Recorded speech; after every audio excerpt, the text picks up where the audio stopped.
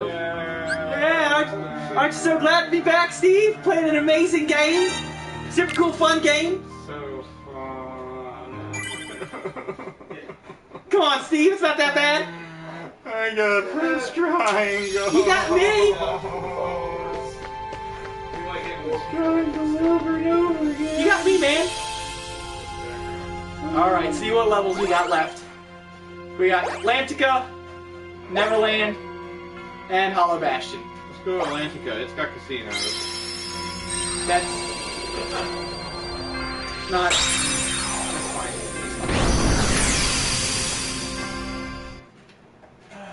Why didn't they just call it Atlantis? Like, was there a copyright issue back then? Maybe. I don't see how.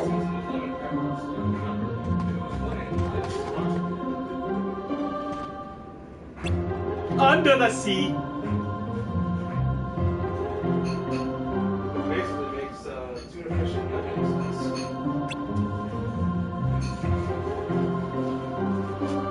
Caleb.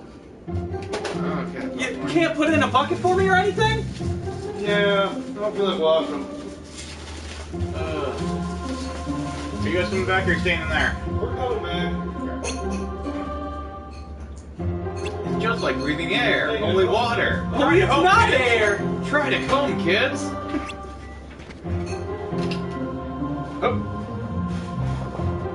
Oh, there you go, babe. I think I need a new splitter. You know she was 16 when she got married? Caitlin. Yep. She was 16 when she got married. Yep. I guess it's the past, so it's okay. Yeah. Yeah. It's the past, so it's okay. Hi. Because I'm pretty sure that the prince wasn't 16. Like he seemed like No, he was not. he seemed like 20 at least. How old do you think he was? Well, if we're going by the What original... if he was like 30? Yeah, no, if we were going by the original book, he was probably around his 30s. You know, Disney really changed some things up when they made the movies. Apparently we didn't see her. I always think Aladdin is. No Because I idea. feel like he's older than Ariel. I think Jasmine's older than Ariel. I think they're not teenagers. But Ariel's super 16. Like even looking at her character model, she's 16. Yeah. Spices. But the prince, not so much. He seems older. He is definitely He's clean older. shaven. Like, it's been a while, but I don't feel like he was 16. I think he was older. Like, I could see him being anywhere from 20 to 25. How's it make you feel? Uncomfortable. Comfortable. Yeah.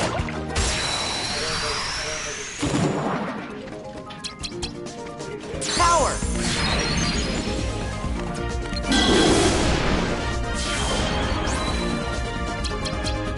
This is it. Alright, got one back straight. Back off. Ah. Got my It's over. This is it. Fish torpedoes are the best. Back off. And why they're still green? You said they were like originally blue or whatever. Yeah, like their color This different. is it. That, yeah, we gotta switch that out. That's the thing that who's not doing us anything right there. Is that one? That's why. This is it. Ha. Yeah. Where? Yeah. Ha. Oh, just hit Goofy. Goofy. Super smash!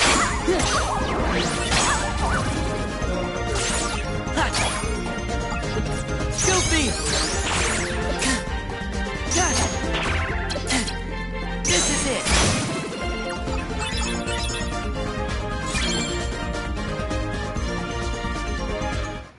Don't mind me.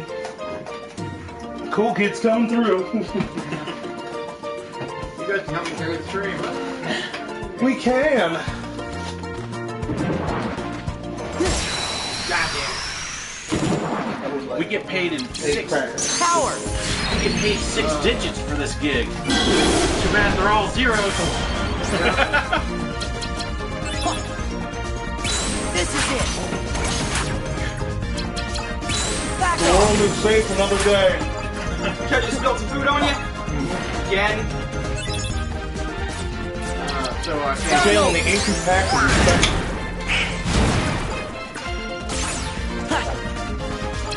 Okay, when I had a sobering realization like earlier today, and it really depressed me. What? Like, I can't direct. Oh, hot damn, we got a key to rewards! I can't direct a Disney movie now. Why? Because, like, I call love's a great metaphor on the internet. Oh. Well, you haven't outright said anything bad about Trump, so you won't get fired from Disney. No, like, I've been learning about this whole, like, James Gunn thing, and I just, like, it actually got me thinking, thinking about, like, the things I do say on this thing and stuff. And I'm just like, if I said anything too offensive, I'm like, oh my god. Well, the thing is, I know Caitlin had to say anything too offensive, because he had to talk and say something entertaining. And that can't happen. Now fuck you, Steve! Back off. I am fun and or entertaining! and you're really loud. Yes. But it's just, like, really got me thinking, like, what's appropriate and what's not. And that can change over time. I know. This is it. But I think the worst thing I said on this stream so far that I can think of was when It was killing all those black. when Riku the evil Riku confronted Sora about the girl doesn't want to see her again. And I said, it's like, you know what you did to her. And he didn't say anything. He's just like, did you rape her? Yeah. It's like, rape is not something you should joke about, though, probably. Probably. Like, I don't Courage. know. I'm not sure. It seemed funny in the moment, but at the same time, just like, it's not a good thing to talk about. This is it. But it's really just up there thing that's like, what's okay to say and what isn't. Back off. So, like, Ah. his tweets were not good tweets. Yeah. Yeah. But they were, I read they were that. also from 10 fucking years ago. This is They were 8 to 10 fucking years ago. I heard 6 years ago. Back off. No, 10. It was a whole decade. No, the last one of them mentioned was 6 years ago.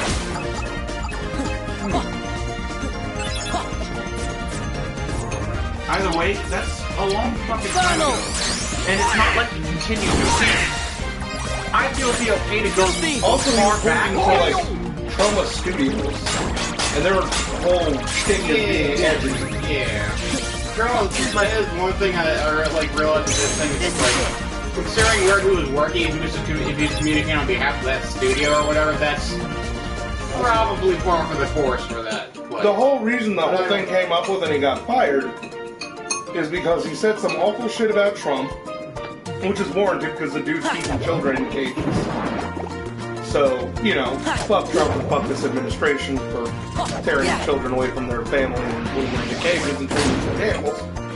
But he said some shit about Trump, and then a right-wing Twitter troll, Mike Power. Sarandis, got into him about it on Twitter, and then was like, oh, well, guess what? I've got 2 tweets you made a decade ago and have already apologized for, and I'm gonna get you fired over. And James Gunn's like, how? And then he started a petition to fire James Gunn by posting those tweets out of context and getting a bunch of people to sign it. Hopefully, hopefully there's a petition going around to get James Gunn his job back. There is. I'd like to sign it, because the dude grew up and learned from his mistakes, and also I will not watch Guardians 3 without James Gunn. I just won't do it. This has been his baby since the beginning. He's got it all planned out. I feel like the whole thing, just like, regardless of political affiliation, we sort of get people thinking, just like, what, like, because it's not just people who are just like political and stuff. Like, some people were legitimately offended. It makes me think, like, what should you do for that? There's nothing you can do. If you exist, you're offending someone. Yep. You can't please everybody all the time. But what you can do think that's much hard for me because like I'm the type of person where it's just like I don't want to offend people. I want to have fun with people, and that's it. Like I rarely want to do anything to like offend anyone. Except you can't really stop. Yeah, I know. And go for fuck that. Oh yeah. Here's your arch enemy. He is my arch enemy. Why? A lot of He's reasons. my arch enemy. I need better arch enemies, Vicky. I can't help you.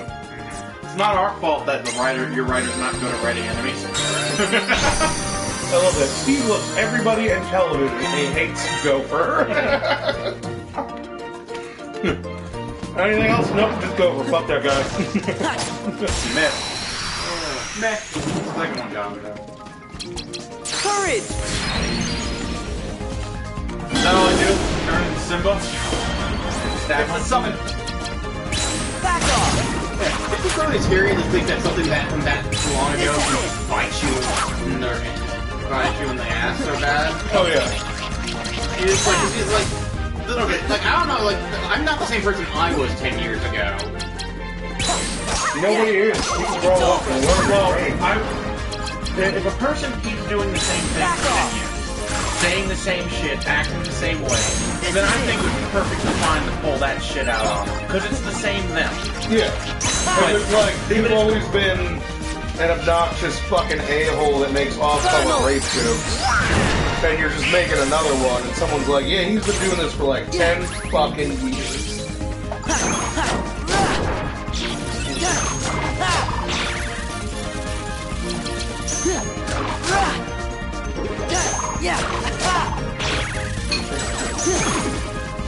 Like how much responsibility do you think it is for like a person to like watch their words? How much is it the person's responsibility where if you're talking and there are consequences for what you're saying, when is it, at one point is it your responsibility, at one point is are people just screwing with you?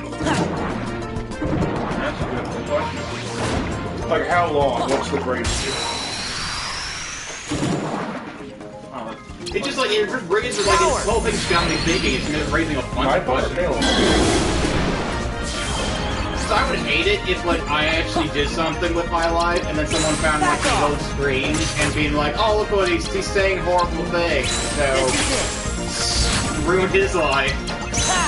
We're just like I'm just chilling out. I don't even expect anyone to ever watch this ever. It's over!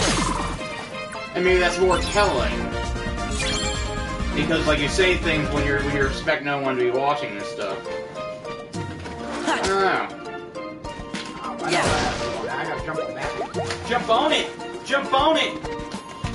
I think this might have been an older bag, because it looks like a lot of these bars burst like they It's just like where's that line where you're just trying to be funny and then the line where you're just being an asshole? Courage! Honestly, it depends on the person. It really does. And they're in my Because where one person will find something you say funny, another person will find it offensive. That's the problem. Now, there is things you could do to avoid that. Like, you avoid touchy subjects, to avoid the harsher stuff. It's comedy honestly comes down to just timing and presentation. It's over! You can make any fucking thing funny if you're a funny person, but that takes a lot of talent to learn. God forbid. Back off! like I actually watched I watched a video from Movie Bob and he went on like tangents for all these things like how other comedians like Sarah Silverman or Patton Oswalt can be targeted for these things. They both do things with like Disney, and they're like more they have a more raunchy sense of humor. You feel like no. Yeah, I was really confused when Pixar hired Sarah Silverman to be a voice actress. I was like, what are you doing? This is it! And on She does nothing except talk about her titties and booties. Like, that's her entire bit. She does chick gross out humor, and sometimes it's funny, and sometimes it's not. Whatever. She's a comedian, she'll work on her stuff. But, like, her whole humor is gross out humor. It's the fact that she can deliver some pretty fucked up raunchy shit with, like, a completely straight face and a somewhat innocent sounding voice. That's where they hired her. They wanted the voice. Yeah. Well, like, I love, there was a special about the Aristocrats, which is, it's, for those of you who are watching and don't know what the Aristocrats is, it's kind of a running gag amongst comedians. where basically when they're around other comedians, the whole setup is, alright, so I went in and I talked to X famous promoter, agent, whatever, and I pitched to them a bit I wanted to do on stage, film, in a TV show, what have you. You can modify it as you need for the day. And then you just proceed to tell the most fucked up thing that you could possibly do. Like, usually it involves scat, incest, and all kinds of other really fucked up subjects. And like at the end, the promoter is supposed to like just look at you and be like, well, what's it called? What's the bit called? And you go, The Aristocrats. And that's the punchline, and everybody knows it. But the whole thing about The Aristocrats is the delivery is the funny part, not the punchline. So they did this whole special where they went around and talked to comedians about their versions of The Aristocrats, and Sarah Silverman was fucking awful and hilarious all at the same time. Because she was just like, she just looked dead at the camera and she's like, my parents put me into a promoter when I was a child, and she mentioned a guy in my name, and she sat me down on the couch and she raped me, and she just looked deadpan at the camera with like such seriousness, and then immediately cuts the guy, he's like, I've never met Sarah Silverman in my life. Yeah, that was great. It was fucking great. Because I think he was in the room with her. And I'm pretty sure the first person to do the Aristocrats bit was Gilbert Gottfried. Well, no, he was the first person. It goes back to the vaudeville days. Oh, damn. Like, it's an old vaudeville bit. Like, vaudeville performers would get together at, like, Well, then carnival Gilbert Gottfried's is definitely the grossest. Oh, Gilbert Gottfried's is fucking disgusting because of his voice. It always makes everything so much worse. It really does.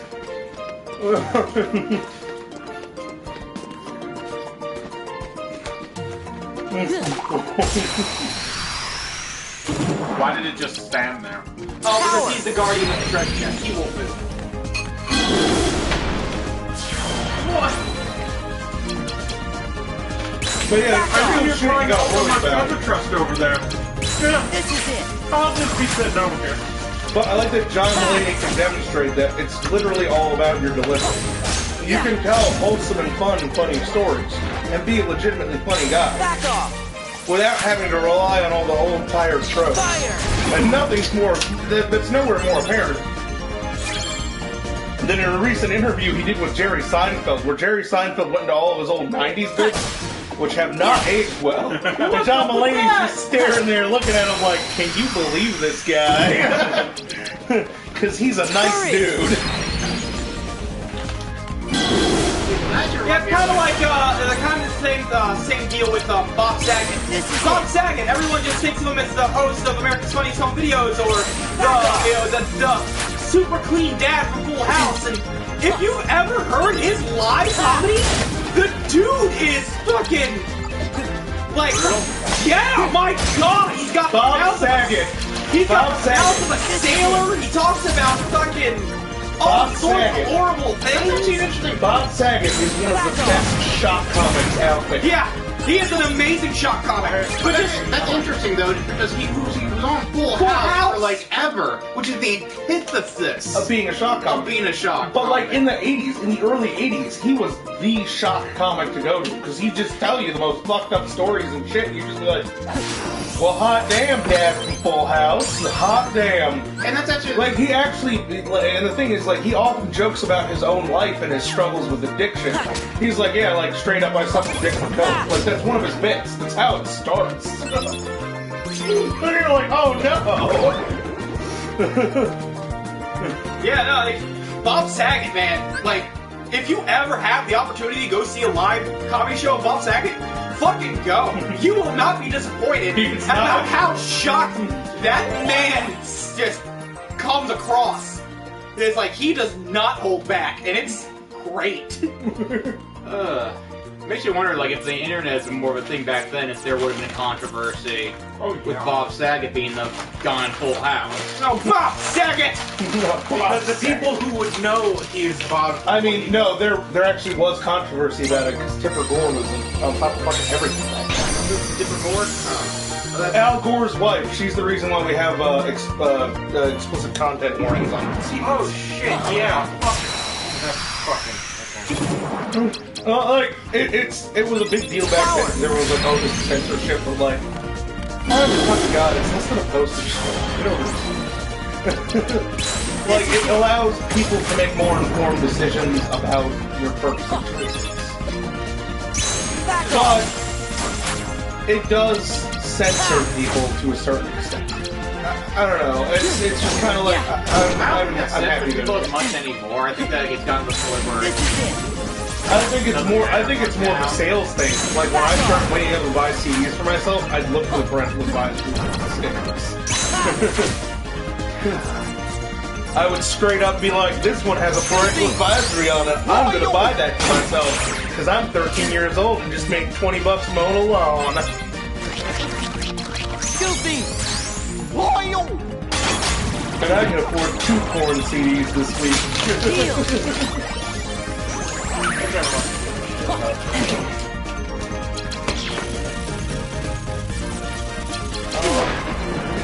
New slide I just got.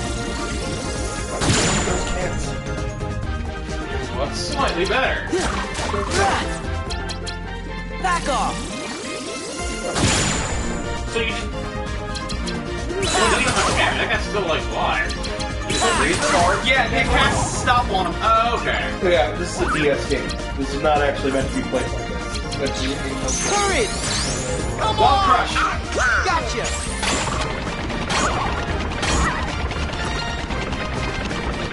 Ah, come on! So hard to control him. He's so fat. How do we only have 2 cards left? No, he can get 2 more cards. He has to charge up to get more cards. Seriously? Yeah! Yeah, but this is a nightmare. This is... Like, how close are we to beating this game? About half. Half. For the first story. How many stories are there? 2. So that's a quarter. Wait, we gotta play this twice? Oh god. Riku. Courage! Play faster. Wait, I can tell you the Riku story right now. Just sitting there, just thinking about how much you want Sora to go down. That's the whole story. Well, you're not getting drop a beat now. Well, actually, like, Am I misreading the rules? I'm pretty sure these 2 guys are gay. It's over! I am almost positive Sora and Riku are gay. But Sora clearly likes that girl person. Kyrie? The one he ignores all the fucking time, and then constantly talks about Riku while she's in the room with her. Kyrie, you know who would be great here? Riku. We should be with Riku. And then just fucking suck his dick next time you see him. So the number on the card corresponds like strength? Yes. Oh, sort of. The whole delivery thing actually is an interesting thing too, because it reminded me of something that happened a long time ago. You remember with Kramer, the guy who played Kramer? Oh, he His just... big thing. Yeah, when he Like, just kept saying the N-word over and over again because he kept getting heckled. Because he's trying to get shock blast, and it's just like... Oh, no, he wasn't trying to get shock blast. The dude was heckled, and he got super pissed off. Oh, okay. Yeah! I thought he was trying to... I heard it. No, he was just... No, there were a Kramer bunch just of fucking African-American hecklers at his show. And Well, that's because he was playing at a club in, like, downtown Brooklyn or something like that. Yeah, He was playing in a black neighborhood. You gotta be on top of the ball. Like, going to a black comedy club is a completely different experience than going to a white comedy club. In white comedy clubs, white people sit there, they enjoy a couple drinks, they mostly ignore you, if you can get a couple laughs from here and there, you're doing a good job, you're having a good thing. Black people, they've spent money to be there, and they're gonna let you know if you're doing a bad job. And if you're doing a bad job, you need to be able to work with the crowd. That's where the whole thing of, like, Yo Mama jokes came from. Some African-American comedian would get heckled, and then they just look out in the crowd and be like, oh yeah, well, Yo Mama's so fat, she needs This is it! 2 fucking zip codes to get around her ass. And then everyone would be like, oh, and then he'd get the crowd back under control and go back into his bit.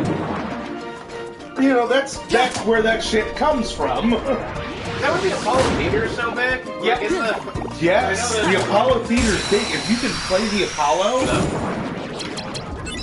Courage! you play anything. You do any I crap. heard, like, that's the main play. That's the main. You go out, you hug the stump, you do the best job you can, and if you get applause afterwards, you've done a good job.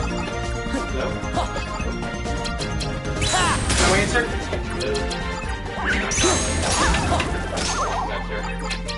Who's calling you? This is it!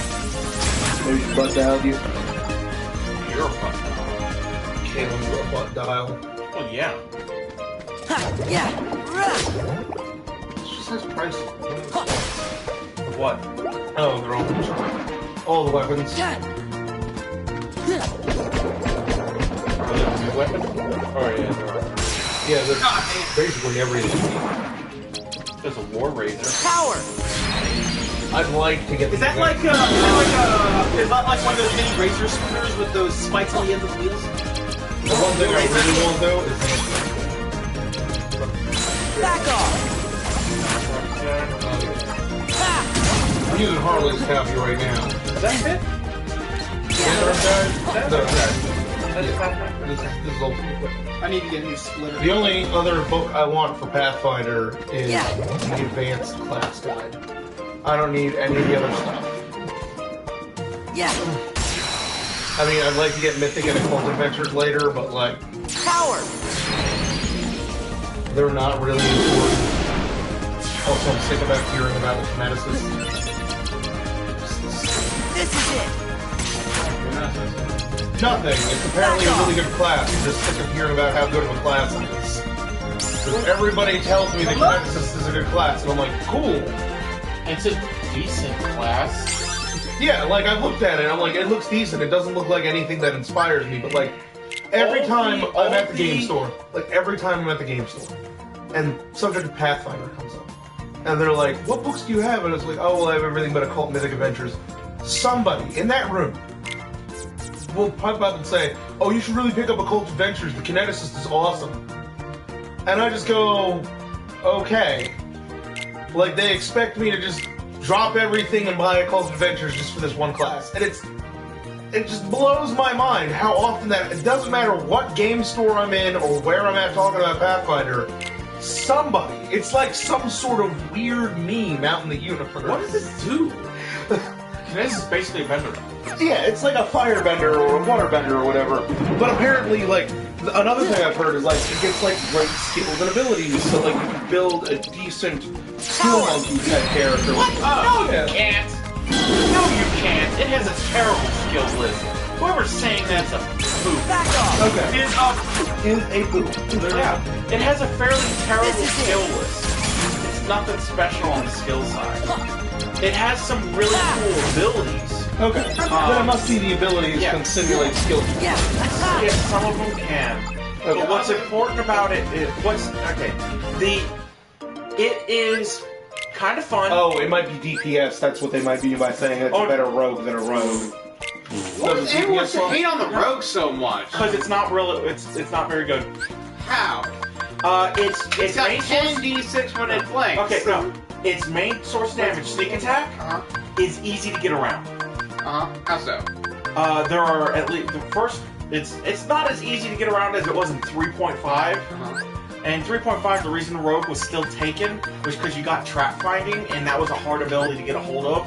Because that was the only way to get rid of traps, to find them and get rid of them. Now you can get them up to like DC 20 or something. Not magical traps. Anyone can find. Anyone can. Like that whole thing bothered me that the rogue has. You have to have a rogue just for that. Like Well, no, traps. people would just take one level. That's what they did in 3.5. Take one level, get trap finding, done. I've got everything I need from this class. The issue is sneak attack. You cannot. It's really hard to do on your own. So you need a buddy. That is a weakness in and of itself. If you need someone else, that is a weakness. Second, there are in Pathfinder. There's 3, I think it is, 3 creature types that are automatically immune to precision damage. Ooze, Elemental, and fucking something else. I don't remember what. Plants. Plant. No, Plant. constructs are not immune. Are not naturally immune. Yeah, constructs are no longer immune to precision damage because you could always gum up their joints or something. Yeah. Yeah, but like bots, boosters, and elementals, they're not exactly like your bosses. No, but they're your higher level stuff. The problem is that at higher levels, the rogue does not get enough stuff that can help. That's the issue. They fall behind that quickly. Early level rogues fine. When I think higher levels, I think like devils, dragons. Now there's the other thing. There's the other thing. Outsiders, constructs, and there's something else. Outsiders, constructs, undead. Outsiders, constructs, and undead and aberrations at higher levels frequently have immunity or resistance to. Yeah, they usually have inbuilt precision damage. fortification. So now you have all your high level monsters and these other things being immune to your capability. Alright, well if there's a lot of high level stuff with immunities to precision damage, that's just bad game design. It is. You have this one class that's built around precision damage that's not going to be able to do any precision Yeah, that But that's already. not it. That's not the only The really fucked up thing about it is you've got this class built around precision damage that's already hitting a 10th level plus slump. Yep. Everything that is not a spellcaster slumps after level 12. 10 to about 15 is just, you might as well stop playing if you get a spellcaster. And it becomes more and more pronounced depending upon the classes that you are. Because some will make it all the way up to like level 15 where they'll still have a lot of utility and usefulness and stuff like that. But then after that it's just kind of like, well, are you the wizard or a high-level cleric or even a druid? No? That actually brings me into That's, you're just not gonna have fun anymore. You're just here to show up. Now that doesn't mean you can't deal damage. This is it. Oh, yeah. Like a fighter, currently the highest damage dealer in the game is a crit fighter. Unfortunately, it is 8 build and it takes up so many feats, and all you do. What about the stuff that we were like playing in for the Jade Region game? Was like I heard some Bulk and Okay, that's US okay. stuff for doing That's ridiculous Path of War. It's a third-party thing. It's from Dreamscar. Power. Dreamscar's got the nod from Paizo, so people generally consider it basically. They don't consider it the same as every other third party. It's very well made. It's not like Ring Ronin where it's Yeah. like throw whatever at the board. Yeah. It's not really know the rules. Yeah, it is extremely well made, and it is meant to make martial characters It's over. up with spellcasters. Part of how it does it is it gives them 3 damage to their attack. Yeah, basically Book 9 Swords. That was a test, so it's not very good comparatively. But the Path of War is very well done. They add damage to your stuff, so you don't have to use your feats on doing damage. This is it. Like if you were obsessed with playing a damage monkey, you could be ridiculously powerful with Number 9 Sword, with the Path of War. But that's not what it's there for. It's there so you don't have to worry about it. Pick up use a couple of your feats for some extra damage and stuff, but then use the rest to be good at other stuff. Yeah, and then the other abilities it gives make you better at other things. You don't call spellcasters just like do all the work after like 12th or 10th level? Pretty much. It's actually like I think I played a 10th level game where it was like a couple. We were just like doing a couple. We just did a couple of games, but I was playing a 10th. I think it was 10th level sorcerer. It's over. Who was an evocation sorcerer. It's over. And I was just doing all the work basically. I was fireballing everything to death. You had an answer for everything. That answer was Fireball. Yeah. But it's just on a fireball. What if it's a fire elemental? Map magic to shift its elemental type. Boom. And it's just like we go in there, like the other would get their turn, da da da da da, and then I fireball a large group of them. Yeah, it's just like you can do it like An avocation is honestly the weakest way to build a spellcaster. Yeah, really. Yep. Yup. Well, I was a sorcerer with the elemental fireball line. But why is it the weakest? Damage is the weakest way to kill something. Evocation, yeah, like you're fighting them directly. You're fighting strength against strength. Things have a lot of hit points. you're doing a lot of damage. That's going to take you a while. What you could be is you could be a conjurer and just send them to the astral plane, and then you're done with the fight. It's over. You won.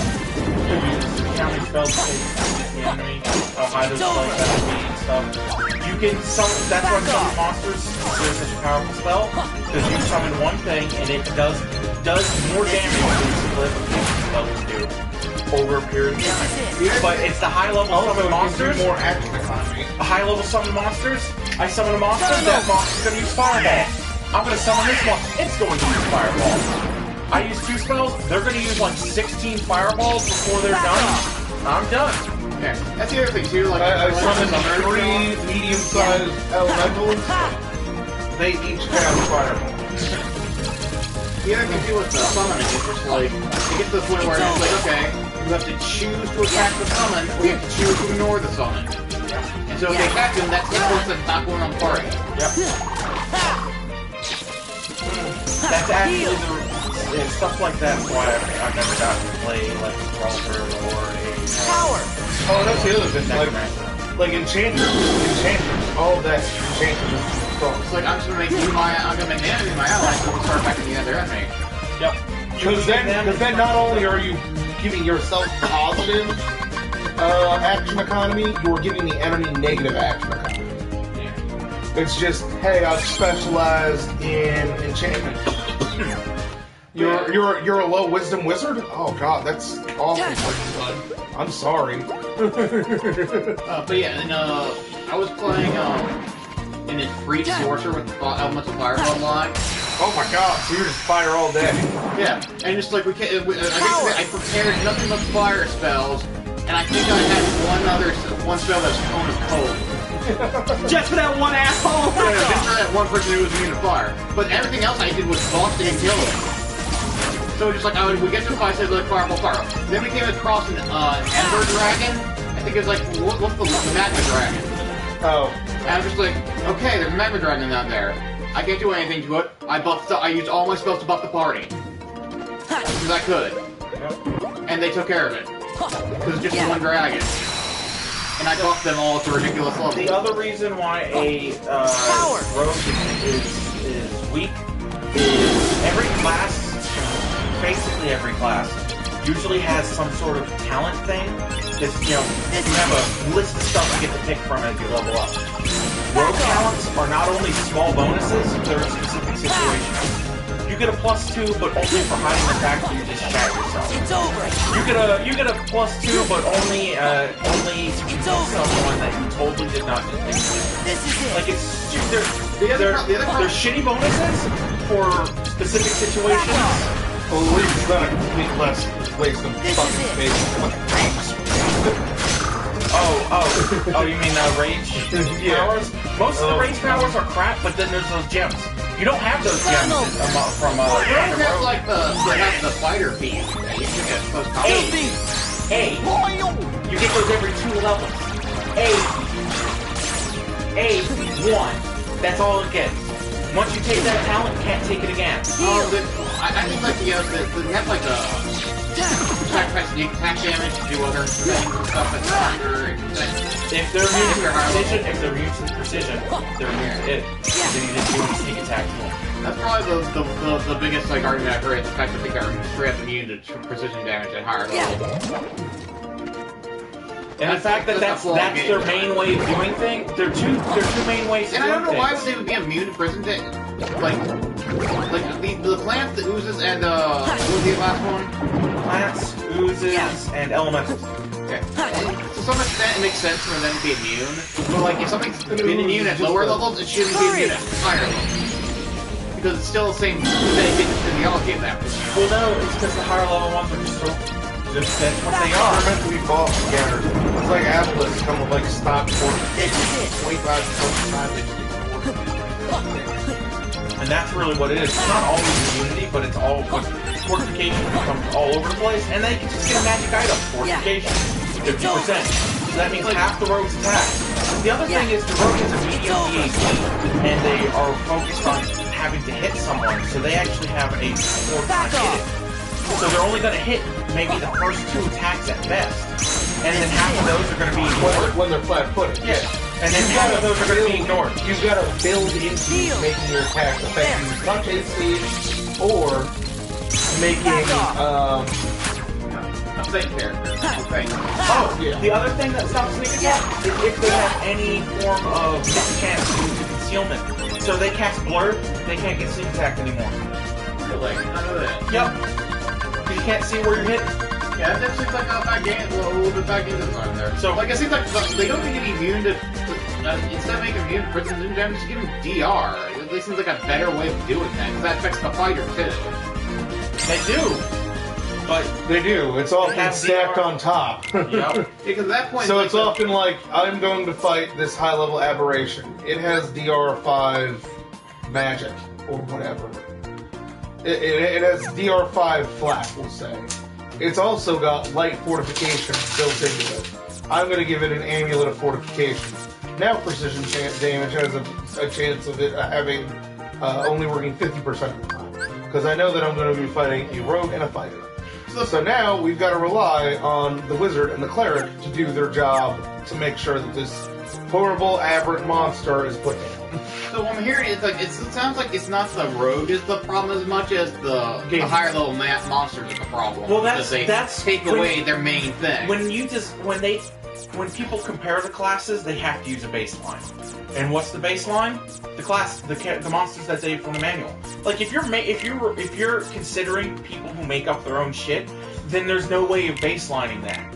People could just make up shit that are immune to everything, or are only weak against longsword attacks. They can make up stupid shit. But if you have the books and you compare to just those, because those are a benchmark, that's how they determine them. That's how they determine the tiers of the classes and usefulness of stuff. And that's the weakness of the rogue. It can't deal its damage, and it doesn't get good bonuses from its talents most of the time. And the only thing it's really good at is trap finding, but basically anyone can do that. Well, can anyone do magical traps? Yeah.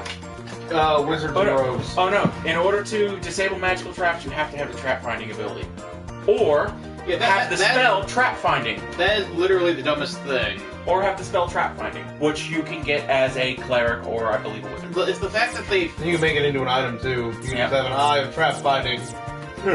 Yep. I found a trap. Spell magic. Done. really like it kind of hamstrings GM too for that, because it's just like if you want to have magical traps and you don't play a rogue, you basically guaranteed they can't do anything about it.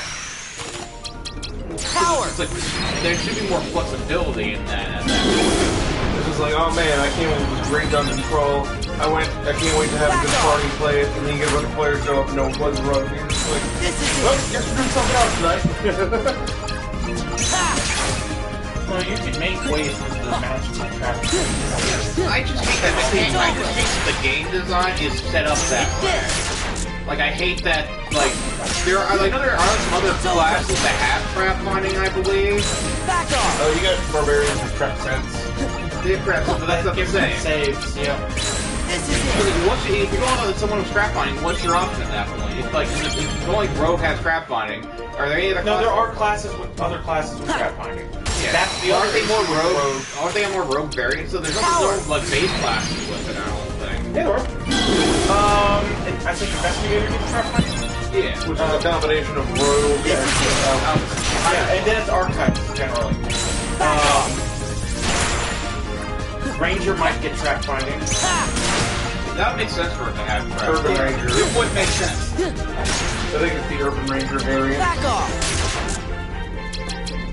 I think clerics get it with the domain. Yep, or get it with the domain. Subdomain, rather. No, I think You can it's learn the the domain. spell trap And finding. there's a spell that they get called trap finding, which for a time period gives you trap finding. Power. Ta-da! Actually, it might be called find traps, or whatever the fuck. Back off. I think it's dumb. A little bit of the broad. If you're I already cast find traps. if you're You not see that, dude. Alright. If you're That's not the guy. a caster and you have disabled the device, It's over. rank disabled device, why couldn't off. you disable a magical trap? You know magical art. You have the skill for it. Why over. can't you do it? You have the trap finding ability. Oh, because you don't know the mechanics of how a magical trap is made. Just because you know magic doesn't mean you know all magic. That's why you have to make spellcraft checks for shit. Maybe you could allow him to disable it with spellcraft. But I don't know. But it technically varies. You use spellcraft and then disable it. And then you figure out the magic involved in it, and then you can cast the spell to disable it. So if it's a sigil-based spell, you gotta use sigil-based magic to bring it. Or you can cast it. Yeah. Pretty much. It's over. Not everything. There are things. Take this. This junction on everything specifically will work on everything. Morgan's Junction. If you don't have it as a wizard, you're playing the game wrong. Vinny, you know what? Yeah. You should really get that one book for the kineticist. It's a really good class. Courage. There is a problem with kinesis, though. There is a problem with kinesis. There's two main problems with kinesis. I don't know if it's Back off. or if that's like a thing that happens to everyone else. Like, No, seriously, I've never seen it. every time I talk to somebody, they bring up a cool convention. There's just somebody in the room. You should play it. It's There over. are two problems with kinesis. The first is it's a medium Back BAB, off. and if you first it's medium BAB and you are either using energy attacks or physical attacks. If you're doing the physical ones, you're targeting AC. And until they did it like an errata thing, you didn't have a good bonus Power. to help you hit shit. Because you couldn't use a magic item. You're missing the +5 to hit with a medium This BAB. is it. You can see where the issue here is on hitting people. And Back off. base really only get one attack. I need to get these. If you're using energy attacks, you're hitting touch, but you're using energy Take attacks, this. which is, oh, we're gonna fight a kineticist that shoots lightning at people. Lightning resists 30. Boom! Done. Back off. Well, what if he's the avatar and has all 4 elements? If you can get up to 3 elements as you level up, and then Heal. at 20th level, you get the ability to use any of them, but they This is cost it. you burn. And that's where the second problem comes in. They have a mechanic called burn. When you take burn, for every burn you have 1 non-lethal damage per level of, I believe, kinesis. Damn it.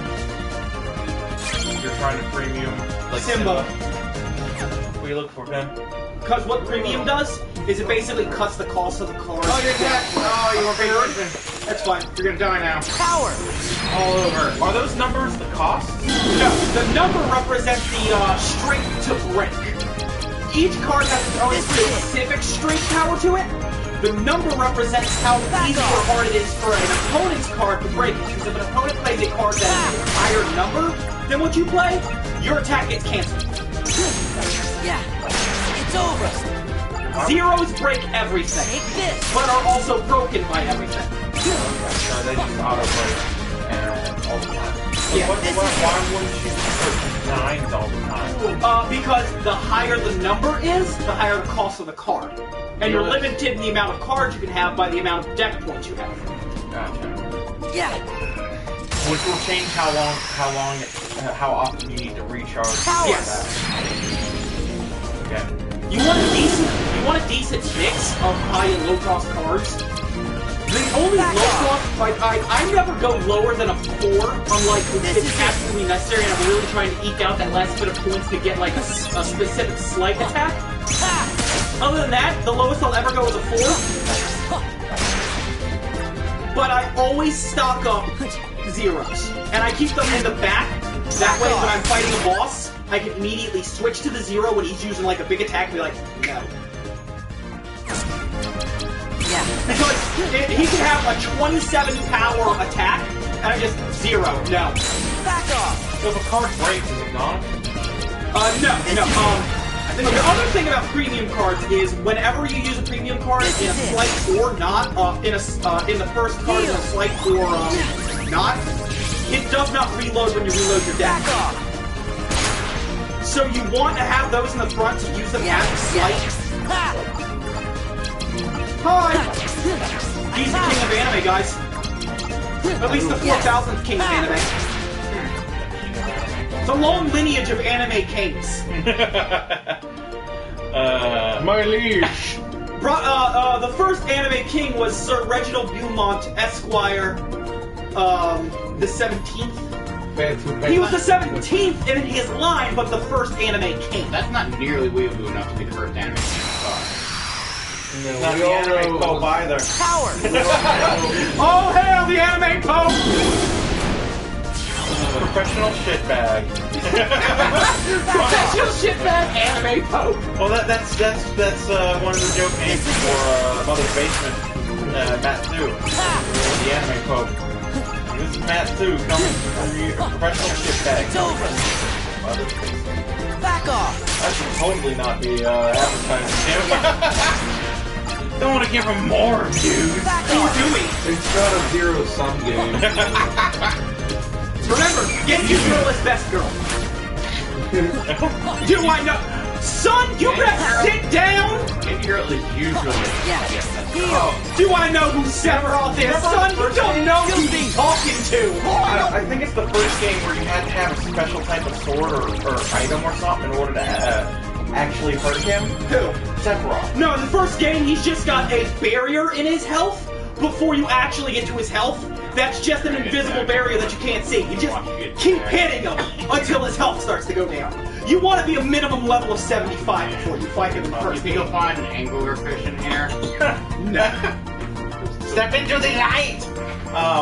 No, I fought him. It took me 2 days to beat him. Yeah, no, me and my friends just grinded like crazy until we were like level 75. Like, alright, you know what? I think I'm at a good level. Let me try and fight him. I have nothing but elixirs. I was not 75. What level were you? I don't know. I like enough to beat the game, but nowhere near 70. So it took all day, and then it was late, and I knew I had to go to school tomorrow, so I paused it, went to bed, went to school, came back, continued, and finished it that night. God damn! Took me like 12 hours to beat him. Isn't 12 hours of Sephiroth's- playing. Isn't Sephiroth's sword, I believe, a 7-meter long sword? Something stupid. Not 7 meters. That's 21 feet. 7 foot, maybe. No, I think it's hello, longer than Blue 7 Rose. feet. That's more attention. Jets. But no, it took me like cumulative of 12 hours of actual playing to You beat know him. what that one room does? Because I already know what it does. Each Joker. Joker room. Okay, yeah. Because we got a key rewards card, which is good. It's super rare, but each level has its own reward in it, and I kind of want to go back to Olympus Coliseum to get the Metal Chocobo card, or save it for the ultimate. I should save it for the ultimate weapon. Courage! The Ultimate Warrior. Well, I mean, 7 foot 2 inches. I knew it was a 7. I just couldn't remember the other. 9 foot 1 inches, counting the stuff. 7 to 8 meters is Yeah, practical even for fucking Final Fantasy standards. No, it is not. Have you not seen when Squall uses Lionheart, how long that sword gets? It's over! Of course, I mean, that's a beam of light, so I don't know if it counts. Yeah. It's over! Back off! Yeah, I had my build Like the 7 meters, that's more like the Shaman King sword. Shaman King! You remember how Song big that sword got? Yeah. Go face smash! Filthy! yeah, the Goofy's definitely the MVP of this game. All of his attacks are great. No, he's the MVP of the goddamn franchise. Yeah! Ha! Froze your ass. yeah, my build, Oh, I still froze it. my build in the first game was built on sustain. If I took damage, I got mana back, but Oh, yeah. I was good at healing Back off! and using spells, so I just like Yeah, but he hikes up on the handle. So I mean, you can't really count his the 2 feet of the handle for when he's holding the sword. well, that's from leverage. Yeah. If he actually uses Oh no, Sephiroth uses it one-handed. because he's a dude. No, because he's strong enough to do it. Take this! No. The whole point, if you're that strong and you apply leverage as well, He doesn't need to though. That's the point. He's an enhanced super soldier with Genova cells. He's a big joint. Now you bring it up, that's battle one I see. Alucard versus Sephiroth. Yeah, because Alucard's sword in Symphony of the Night, the animated series, that's a long freaking sword. And I think in game mechanic-wise, he might be strong enough to fight him. I mean, he beat Which Alucard? He beat Virgil. Symphony of the Night, Oh, Castlevania. okay. The thing is though, he beat Virgil, and Virgil's half demon, which I believe is stronger than a vampire. Back off. Yeah. Two. Yeah. Oh yeah, he beat the physical embodiment. He's talking about Sephiroth.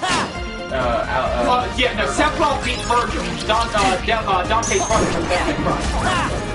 He wasn't even fighting. Virgil wasn't even fighting the actual Sephiroth. No, he was fighting a goddamn illusion because Sephiroth's that kind of asshole. I don't know about Super Goofy Tornado. Don't fantasy characters usually lose when paired up against other people? They did in the beginning because of the janky ass rules and working for Rooster. That's not true. They only had the one. No, Cloud versus Link. Cloud should have won that fight because they gave Link a game mechanic, Z targeting. Z targeting? Yeah, you know, you hold the Z button to lock on a target. So that means he's always facing him, so if he just holds down the shield, he's always... Blocking, because the shield's indestructible. Which, no, I'm sorry, Cloud's faster than Link. In every sense of the word, is faster I'll than have Link. to watch that game. I'll have to watch that episode. And then they'd always give him, Oh, and they underpower Cloud. They underpower the fuck out. They give him low-level equipment. They give him low-level equipment and low-level magic. Alright, that's the one argument I like. You said the same thing about Tifa having low-level Yeah, equipment. she had low-level equipment except for the one time she used her And my argument weapon. for that is, if by that argument, it's like, that if they give him that equipment, that means the equipment made him, not the character. But they gave Link all of his equipment. All of it. All of his best equipment. They gave him everything. Everything. They gave him his hookshot. They gave him his magic bow. They gave him all 3 of his magic spells. They gave him his indestructible shield. They gave him the Master Sword. Yeah. They gave him the big Goron sword. Big Goron sword? Yeah. They gave him all his equipment, but did not give Cloud or Tifa. They gave Cloud his basic Buster Sword. And better stuff he get. the ultimate weapon, which does more strength the higher his HP is. Or the Hard Edge, which does a ridiculous amount of damage. Or the spiked baseball bat. Back off. Baseball bat? Every character in the game has a gag weapon that can't link any materia. Do I know who Goku is? Son, you're looking at a guy who's been watching since Dragon Ball, the original series. Do I know who Goku is? No, you don't. Look, he just believes he does. We just nod and say, yes, you do. Okay, This is it. continue that trend there. Kalen, of course you know who Goku is. He's your brother. Oh, God, don't get me started on my goddamn brother, right? Your brother's badly handicapped. Yeah, I know.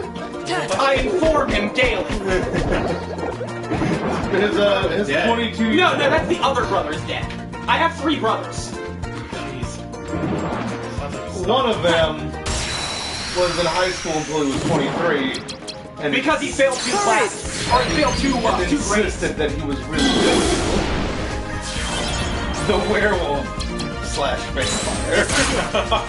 Who was the world vampire? Well, this Goku. No! My brother dumb. No, I had that conversation with Keith and I was like, cause someone mentioned that. And I didn't think he honestly thought that about himself. Take this. But then he told me about it. Oh no, but no. I know a lot about anime and games and all that jazz. Yeah. Regular ether, and it's only a level 3. Why do they keep hitting us low level items every single You know what time? actually did bug me about the Tifa fight with Yang? What? Is they had Yang beat Tifa, and then she immediately jobs to fucking, what's his face? What thank you? Oh, that was not immediate. That was like a season and a half later. But still. By default, you Adam picked- Rose? Yeah, you by default you made Adam Torres on the same level as Sephiroth at that point, so he fucking jobbed. No, that's a matter of fighting style. His fighting style is specifically designed to take someone else's attack and use it against him. Yeah. Tauros. And Tauros, the bad guy from the White Fang and Ruby. Back off. Oh, yeah. He can absorb an enemy's attack and use it against him. It's over. All her power, Back off. he used it against him. This That's her problem. Is she always just goes out swinging, and this is a person who reflects attacks, essentially. And so, who's gonna lose? Not the person who reflected the attack. Doesn't she absorb it? Goku, actually no. As her He does bring up a good point. Who will win a death battle between Goku and gets Sephiroth? stronger. heal. Okay. No, I don't think he would. Okay. Do you want to know why I don't think he would? Wait, what's up? Goku versus Goku and Buu Saga, definitely giving it to Sephiroth then. Yeah. Do you know why?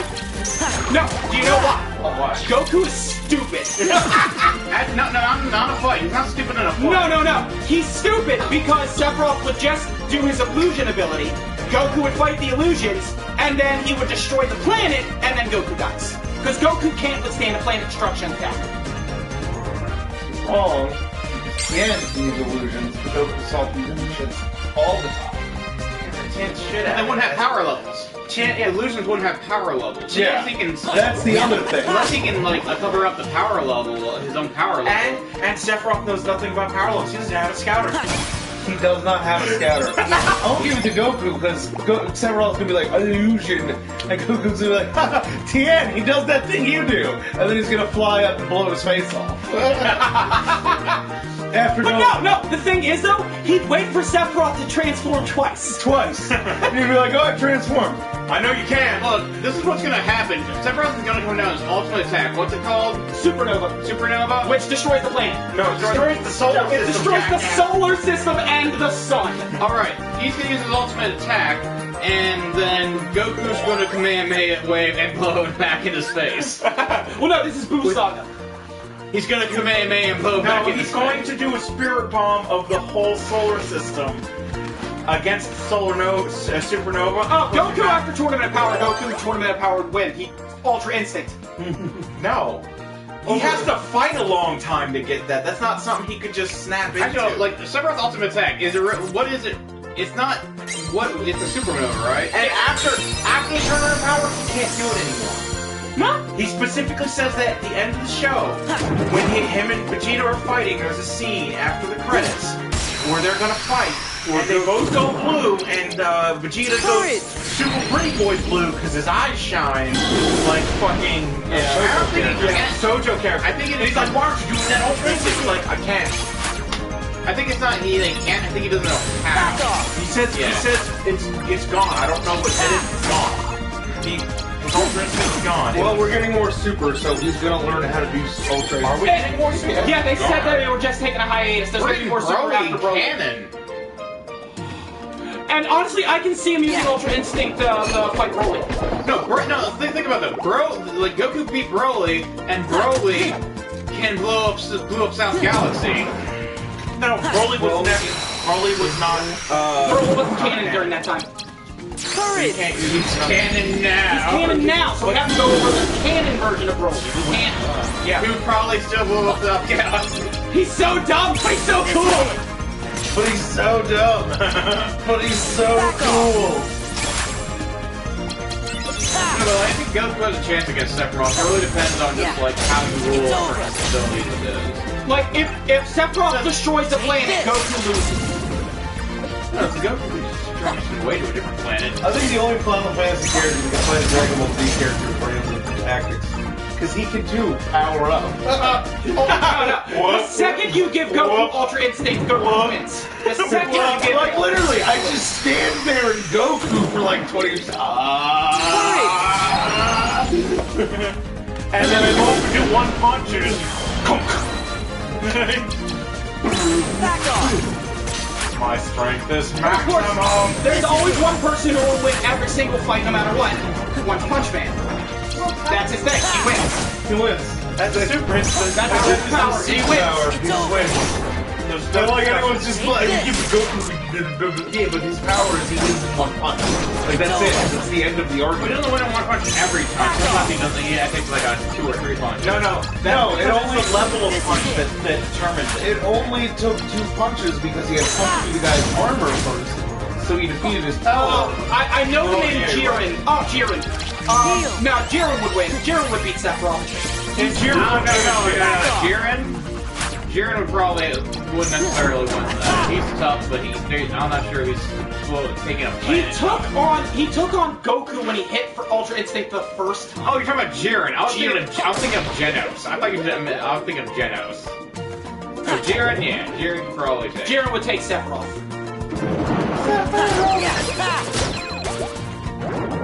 Actually, I think Frieza can take Sephiroth because he can breathe in space. Yeah.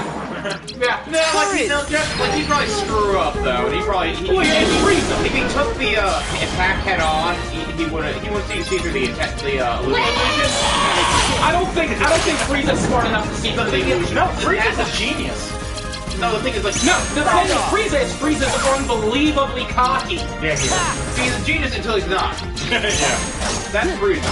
It's over. He's only a genius equal to the amount of intelligence his opponent is, which is why he lost against Goku. Goku's real dumb. It's over. Just couldn't figure out how to fight it.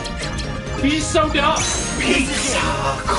Beerus wins. Beerus wins. Beerus always wins. Beerus wins. If Beerus blew the Yours planets just of snaps the the finger and Sephiroth is gone. Heal. Anything past the Buu Saga, Sephiroth loses to. Period. This is it. Unless it's Jump. I don't know. I'm sorry. Pretty weak. I'm sorry, but Lord Yamcha can't take on Sephiroth. Boo probably shouldn't beat him. Buu could probably beat him because he probably turned into a piece of candy. No, he'd have to land that. He'd have to land that. And Sephiroth is real fucking And if they're fast. strong enough, they can still move being a piece of candy. Yeah, which is how Vegeta was able to move. Yeah. And the other thing is just like, Boo can't take the hit from the galaxy blowing up. Yeah, he blew up a planet he was on constantly. Kid Boo got hit by a spirit bomb that was a plus one planet with 4th of energy. This is a galaxy's worth of blowing up. I'm pretty sure it's spirit bomb. He was also gathering energy from the people who were dead in the alternate universe. Yeah, but that's kind of dead people energy. I don't think it's worth as much. I don't think it's worth as much. Oh, what? The dead aren't good enough for you? Yeah, they don't have a physical form to provide ki from. They are living ki! No, they're dead ki! That's the problem! I think Kirby beat Boo in the death battle. If I recall correctly. Yes. Yeah, because Kirby's indestructible. Kirby is literally indestructible. That's his power. Super Saiyan 4? Yeah, GT. Which doesn't count. GT ain't canon. GT is not canon. It's Still Sephiroth. Huh? Still Sephiroth. No, I say Super Saiyan 4 has a better chance at that point. Like, I still think, like, baseline, like after the Buu Saga, Goku could possibly take him on. It'd be an uphill battle, but it's just like, it really depends on the map at that point. Thundercats! The next, the current death battle up, I definitely want to see Samurai Jack versus Afro Samurai. I know, I want to watch it. You want to know what the death battle is? It's Carnage versus Lucy from Elfen Lied. I don't know enough about Elfen Lied to, No, but Carnage is gonna win. It's gonna be Lucy. Look, I saw... Lucy can't win. I don't think Lucy can win. I don't know about the manga, but from what I saw in the anime, she can't win. Lucy's the one that's locked up in the fucking substation. She's not the main character. She's gonna win. Back off. No, I thought Lucy's the main character. All the pictures show the main character. Yeah. Okay, well Lucy's the self-personality of New. This is it. I still like Someone tried to introduce me to that, they just showed me the scene of the girl getting her, like, lip apart and everything, and I was like, nope. I wish I'd been smart enough to do that. I started watching that, and just like, for some reason, after the first episode, I kept watching, even though I knew everything that was going to happen. I don't know why I kept watching it. everyone in that show is so cartoonishly evil. I'm just like, no, I'm good. I'm not watching the show. I'm not watching fucking. It's a very mean-spirited misery porn. I hate that I watched it. Yeah. But goddamn, there's something about that power set that I just Arnold. love. Does it tell? It's telekinesis, but with Dr. Octopus with it. That's just a method of visualizing telekinesis. Yeah. Very short range. Depending on who has It it. can be very long range, though. Like, oh man. It's depending on the guy, on the character. Hurry. The thing is, it's just like, she can still take damage. Carnage has been ripped in half. And apparently walked away from it. Ripped in half in orbit. And apparently walked away from it. Yes, Symbiotes are but stupid. Lucy has the ability to just separate people at the molecular level, and that's Carnage's weak point. Is it? Yes, if you can separate the symbiote molecularly from its host, it's dead. Because it needs the person, it needs the host. It If she can actually figure that out, it's just like... She is real dumb. The other thing is she is real Carnage prescience, too. Like Spire Sense. So just like, the invisibility isn't going to be an advantage for her. Yeah, She has brings up a very valid point. He has better agility than Spider-Man. Yeah, but those things have better agility than anything else. Like, they can move however they please. He's still tied to the fact that he has bones in his body. That's the thing, he got ripped in half in space. I don't know what his durability is at this point. Because I don't know how he fucking survived that. It was never really explained. Like, he should have been dead. Permanently. Because even if he's still up there, if he had gone back into orbit, he would have burned up on re-entry. I don't know why he didn't die. Actually, I think if you take a long enough path down, you can actually turn yourself into a He turned himself into a parachute. Yeah, because there's also the thing where it's just like, it's kind of like, I don't know enough about Carnage, but I've heard like there might be, like, has he, like, separated from Cletus at all? Where he can just be, is he fully functional by himself at this point? No, he and Cletus are entwined, like, at the cellular level. Cletus! You remember that? The only thing I can think of that is something that might be like the one thing is that she can do that thing where she puts her fingers in your brain and makes you a carrier or something. I don't remember how that works from the show, but that was the thing they did where you're gonna have kids now who are us. Fuck? Oh god, no, that's terrifying. Kids now that are us? You mean with their powers? Yeah, that's how it spreads. Propagates by, she just sticks her fingers in your mind. With her telekinetic finger in your mind, and it doesn't kill you. Your kids will have telekinesis? Your kids will be like diagnosis and they'll kill you when they come of age or whatever. That was like the most thing. It's like the most infuriating part about the anime. Nothing was explained.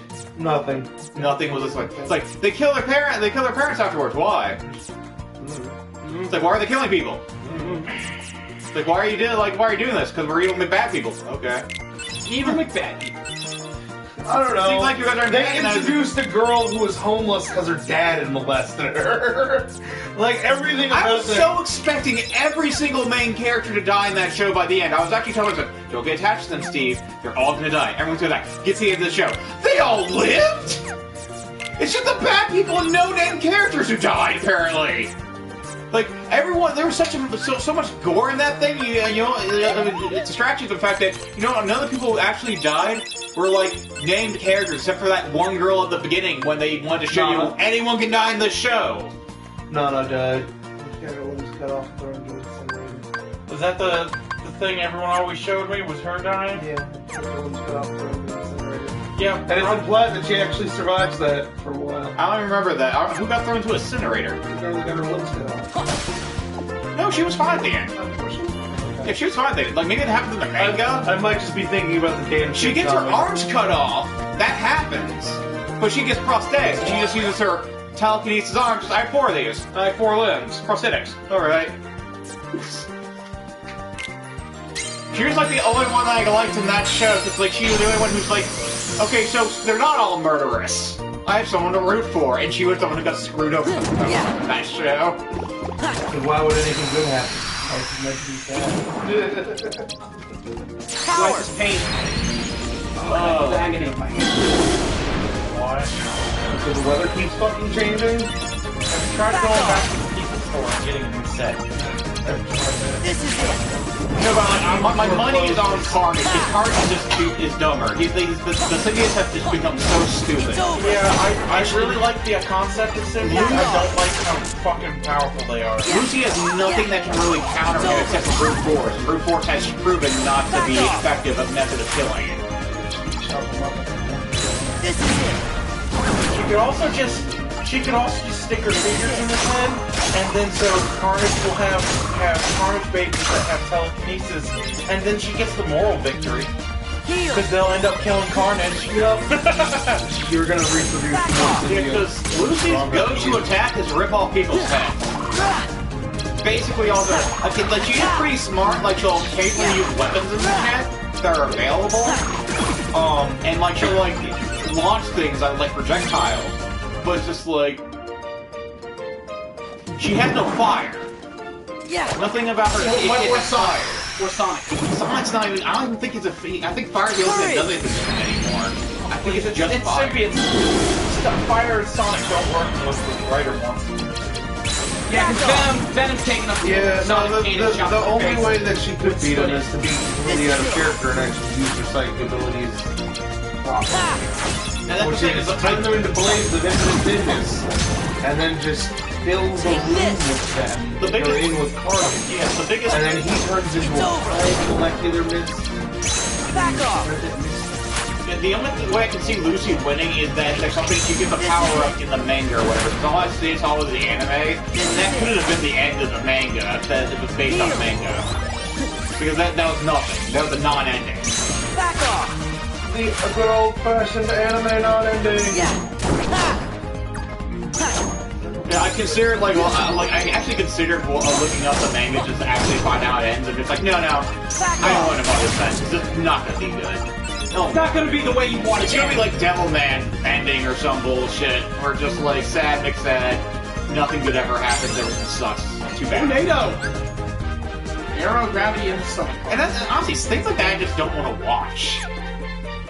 Don't want to read, just don't care about the story. I don't want to get invested in a story where it's like that.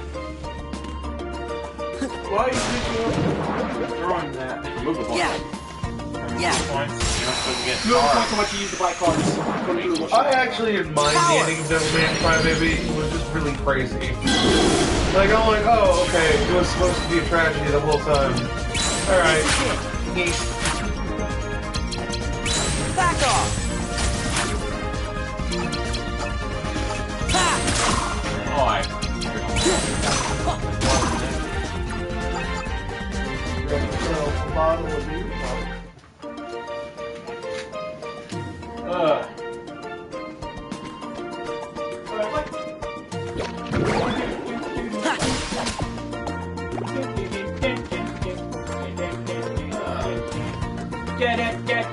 But yeah, I like dark stuff and I can like tragic stuff, but what really bothers me when Yeah. it's so self-serving in its tragicness and darkness that it starts like Courage. making the story not make sense just to make it more depressing. Like, logically that shouldn't have happened, but people suffered, so I guess it's okay? I guess it's okay narratively then. A good example of that was fucking the ending of Blood Orphans. Yeah. Like Iron Blood Orphans. Iron Blood Orphans. Gundam Iron Blood Orphans. Where it's just like, That was fucking tragic. Yeah. everything, and I realized the key thing that everything fucked up was this one guy didn't make a shot. And the reason he didn't make a shot was the dumbest fucking thing in that whole show because it was so fucking narratively forced. It was an act of God at that point.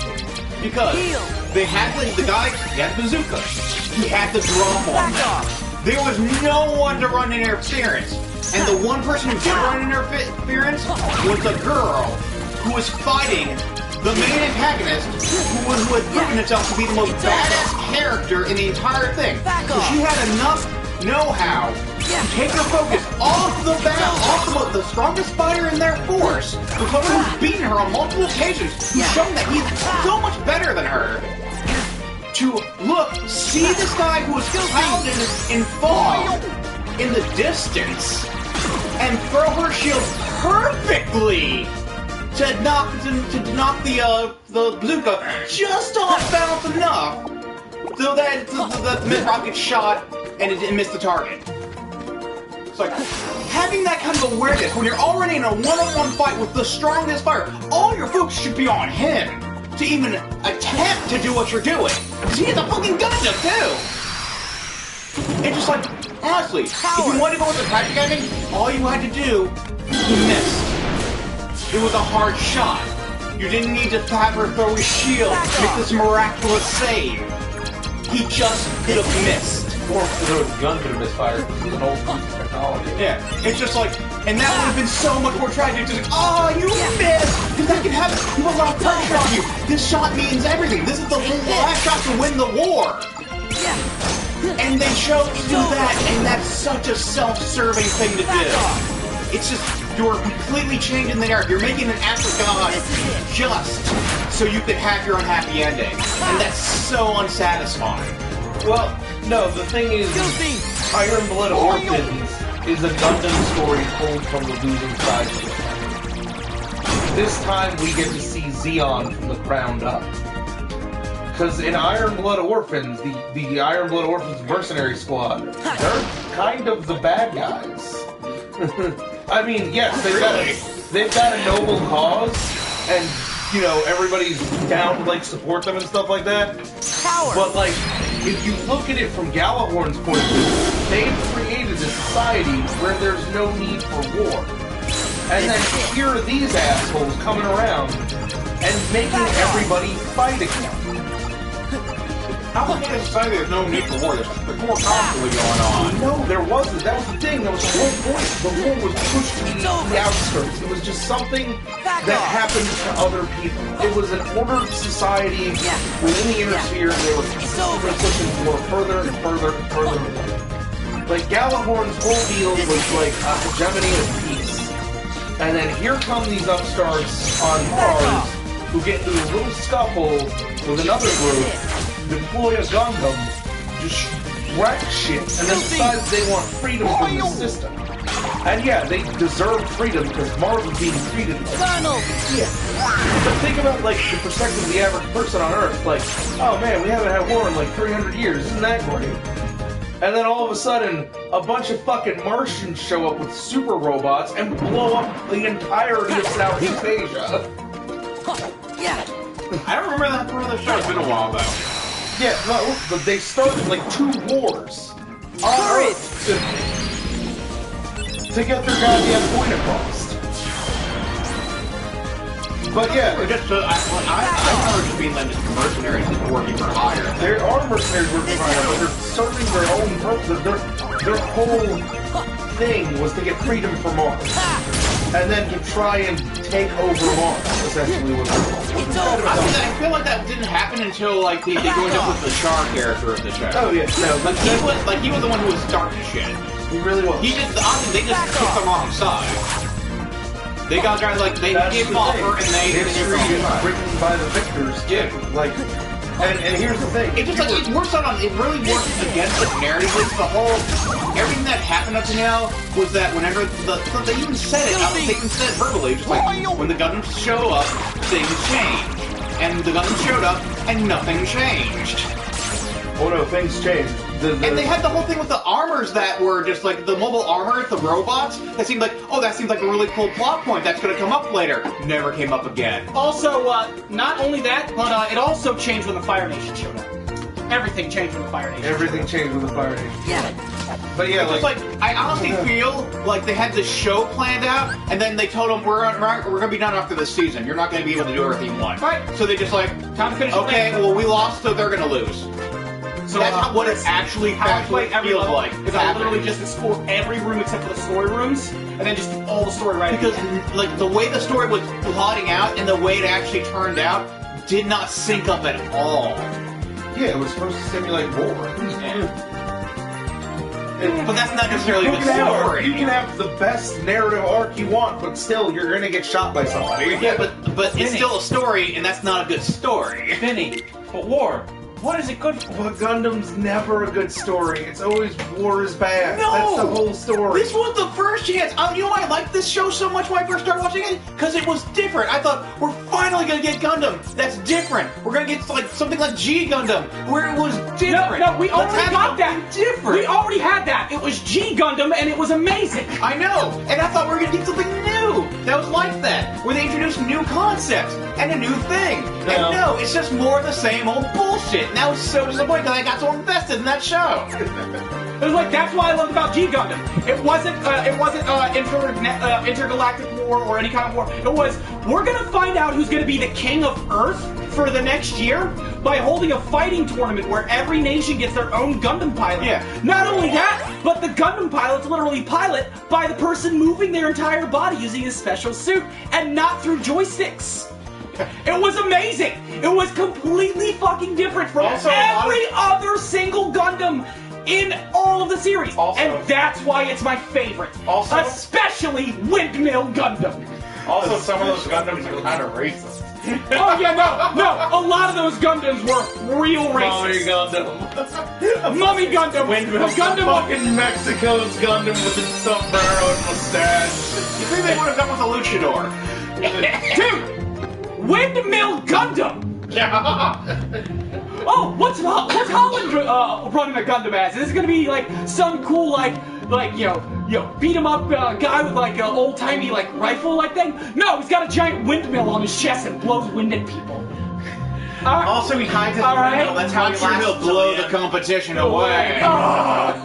But that's why G Gundam was my absolute favorite. God, Because it Gundam was different. is piloted by The only two Gundams that are actually like different are G Gundam and Gundam Build Fighters. Technically, they did something interesting and different with the Gundam franchise. What's Build Fighters? It's Angelic Lair with Gundams. Oh. I really like the Angelic Lair, but I don't think it would be great with fucking Gundams. Apparently, it's real good. Jordan loves it.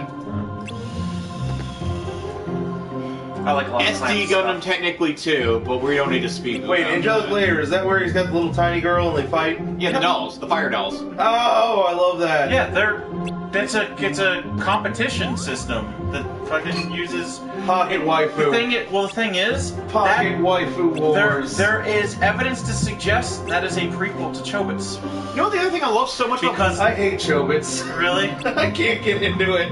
but I watched the first 2 episodes and I just turn it off and I put it away and I'm like, I should have tried again.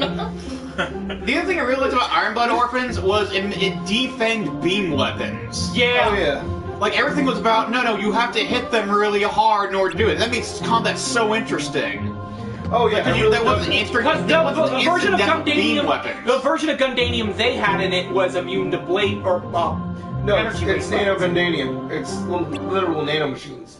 They create a little field around themselves that Stop all beam weapons. So the only way to win Stop a beam fight was just to get something really heavy and just beat the guy to death with it. It was amazing. It was an amazing concept. I just like they just fucked up the ending so bad. Oh, so sad. Like, I like like the actual machines have risen up again. They have to like join forces to like fight these armies of machines. That would have been cool, and that's why I thought they were gonna go with it at some point. But nah, it's just got this bullshit. no, of course not. Oh, jeez. Wait, no. Yeah, why would that happen? We've got political maneuvering and to show that the original Gundam trope characters are bad guys now. Yeah. Because all the Galahorn Trying to pilots save room. are based off. You can tell that they're kind of based off of classic Gundam pilot personalities. Like straight up the chick that threw the shield that you're talking about. Like she's basically a Gundam main character.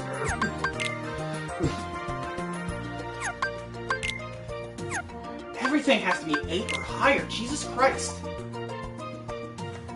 Well, I guess I'll turn the Moogle room into a safe room. You're a Moogle room. Why are you under the sea? Under the sea. Well, it's down where it's wetter. It's down where it's better. Take it from me.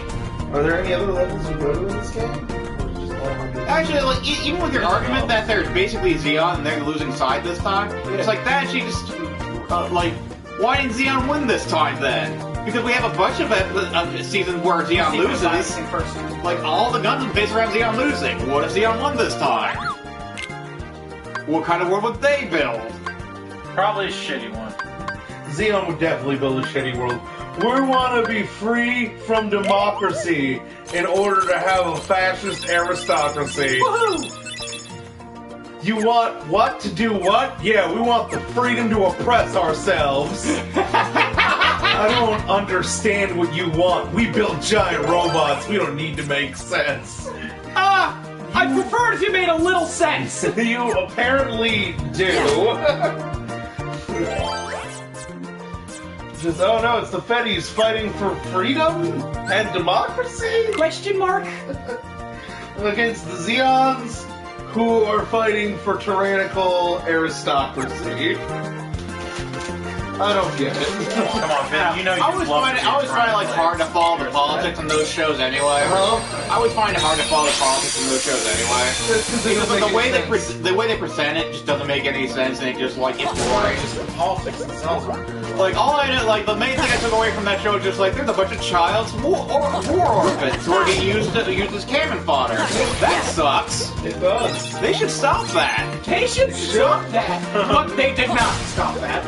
I don't know, like, I don't know how it ended entirely, because I didn't watch the last few episodes because I heard how it ended. You gotta watch it. It's great. The epilogue's the best part. Because it's so cathartic. Come on, guys. Today's gonna be our day. What happened to really Peachcraft? The really named Peachcraft. Oh, she ends up reforming Mars and making it into a superpower, basically. But a bunch of people end up surviving the final battle. I ended up skipping the final Did showdown. Gotts live? Huh? Did Gotts make it out, or did he die? He's still stuck on the boat. Which one's... No, which one's Gotts again? The one who looks like Gotts. He literally just looks like Gotts. I can't... No, The blonde-haired chick was in love with him? Yeah, no, he dies. He dies. I figured. He dies helping people get away. He puts down his life so that everyone else can get out. And then they just die and slave fucking, the main character who's fighting. He loves kid or whatever. Yeah. He had a kid with, the girl his age. I hope you have to fight her. But the thing about it that really makes up for it is, like... He reminded me a lot of Hiro Yui. Yeah. Like, I got realized that's who he reminded me of. Yeah, he's supposed to be like Hiro Yui, the most boring Gundam character. Anyways, If you try to get close to me, I'll be that. I'll kill you. I'll be this. There. No, I'm pretty sure there's They're probably boring more boring Gundam characters. Maybe not that many, but he's the most boring main character. I've watched all the other Gundam series. Other Gundam main Gundam Wing was characters. actually one of my favorite ones, I think. I liked all the other characters of Wing than Hero. But Vinny, if you try to get And close the to him, Chinese he'll one, kill because you. he didn't have any personality. Vinny, if you try to get close to him, he'll kill you. And just touches their hair and leave. Well, Turo was kind of the same way, but he had like more relationships, I guess. Yeah, he was interesting to watch. The Chinese guy spent all of his time meditating in the countryside. No, he was the angry one. He was the angry one. Yeah, That was he his spent all of personality. his time not He was interacting the with Raphael Yeah. of the group. He was just like, I'm gonna do kung fu out on the outskirts of town and never talk to anybody. And we're just like, so what's your whole deal? Well, My Gundam has a dragon attached to its arm. That's cool. I don't You gonna think- interact with any of those He characters? got a waifu with that one chick. I That one guess. chick became his waifu, I think. I don't even remember anything about him. He was so bland and uninteresting. He couldn't even be angry right. That's why I don't I even think we remember can him as the all angry agree. guy. I think we can all agree though that the two best ones were Heavy Arms and Death Sight. Yeah, Troa and Duo, they're great. And then I liked Sandrock a little bit because he was like calm, nice to people, but was secretly like dark as fuck. I don't remember that. Him being dark as fuck. I remember him being a bit of a bitch. Oh, he was a bit of a bitch, but that's because of his backstory. His backstory is he was a murderer. He killed literally thousands of people and was just like, that's not me anymore. I don't want to be that guy. I'm gonna try and not kill people anymore. it didn't work out. No, because he consistently tried to not kill people.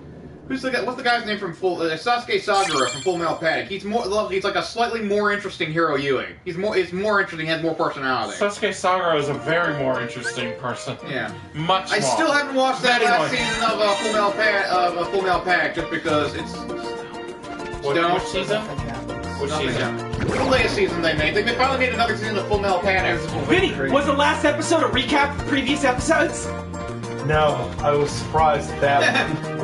What's that a reference Alright, to? Okay, no, it's so- a reference to the show itself. Episode 4 they is a have recap of the last 3 episodes. And then Which episode one? 8 is a recap of the last 3 episodes.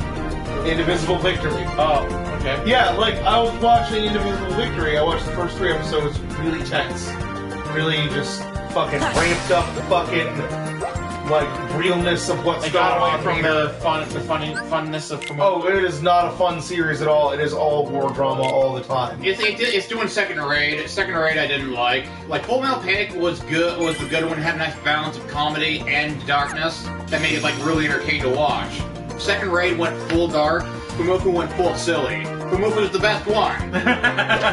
So, like I like Full Metal Panic, but I admit that Fumofu is the most entertaining one. But the first 3 episodes are like the school gets bombed, Japan's invaded, Mithril gets destroyed, and then episode 4 rolls around and it's like, this is a catch-up episode. And I'm like, oh, okay. So I'll take a look at this, because that's going to be useful. Because even though I just finished watching all of the Full Metal Panic seasons, I watched Full Metal Panic, I watched Fumofu, I watched Second Raid, I watched them all to get ready for Indivisible Victory, because I knew it was coming up. all 25 to that? That was the biggest thing when I first watched the first episode of that series. I was just like, I saw them holding hands and just like, were they at that stage of their relationship by the end of the raid? I can't even fucking remember. They were in fact. But I was like, episode 4 is going to give us a catch-up. That's really useful. That's a good place But to it's put a only catch-up. 3? But it's only the first 3 episodes of this season. Not the other stuff. Not any of the other stuff. Not anything That that, would've been got us useful. there that would have been useful or helpful or taught anybody anything. It's like, hey, this show's been off the air for like a decade. So let's recap the other stuff. Let's update a little bit of the animation, show you what happened from a new perspective. Nope. And then episode 8 rolls around right after some just terrible fucking shit happens. Like, honest to God, actual terrible shit happens to Sasuke. And I'm just like, I want to know what happens to Sasuke. And episode 8 rolls around and it's like, this is a recap of the last 3 episodes. And I'm just like, Why? why? I Why do you literally want to just see- watched the last 3 episodes! I don't need to do this! Why would you recap that terrible shit that just happened? Interesting shit happened in there. Apparently there's a whole city in Southeast Asia where armed slaves fight for money. And that's awesome. That's a really cool concept. Just because they've got all these fucking robots rolling around from all these wars that happen, people dig them out of their swamps and fucking repair them. But, Hold on. just holy fuck, just everything was bad. And nothing was accomplished. Nothing happened. Like, literally nothing happened. Other than the fact that, big spoiler alert, so if you guys... I don't even think they can hear us now. No, they can hear me, but I'm switching that up. Spoiler alert, if you plan on watching Indivisible Victory, close your ears now. Kaladin betrays Mithril. Who's that again? Sasuke's dad. Oh, that guy? Yeah. Bullshit. The Russian guy that raised Sasuke to be a good Yeah, it's person. like silver beard, ponytail. Yep. Yeah. He betrays Mithril and then shoots the agent from Hong Kong that helped him out during the whole bridge thing in Second Raid. Just right in the chest and is like, hey, if you tell me where this thing was supposed to be going, I'll give you a first aid kit so you won't suffer while you die. And the guy's like, I'm not telling you shit. So Kaladin just gets up and walks away. And then kidnaps Chidori. Again. Someone wrote this. Yeah. Is that how it goes in the manga too, I guess? No, it's explained off. Like on the side here. And they have a little different. I want to reread the original material. The Full Metal Panic, the original anime was based on the original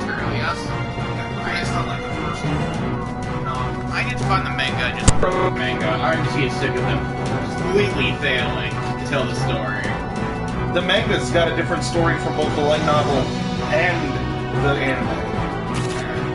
Yeah, like each iteration of Full Metal Panic is now different from all the other ones. That's why you get more people to read. I kind of like I want to see the original Full Metal Panic. Second grade didn't feel like it fit with the original Full Metal Panic at all. Well, that's because the Mofu stuff was sprinkled. Not the Mofu, I'm talking about Full Metal Panic, the original one. I'm talking about Second Grade didn't feel like it fit in that same genre at all either. Yeah.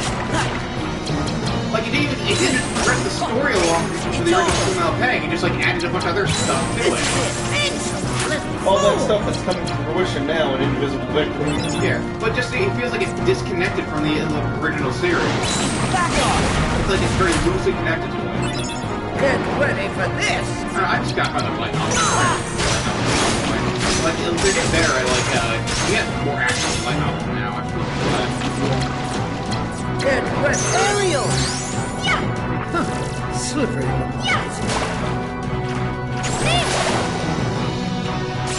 Get ready for this! Heal! Whoa! Get ready for this! This is the way this nostalgic anime is just failing.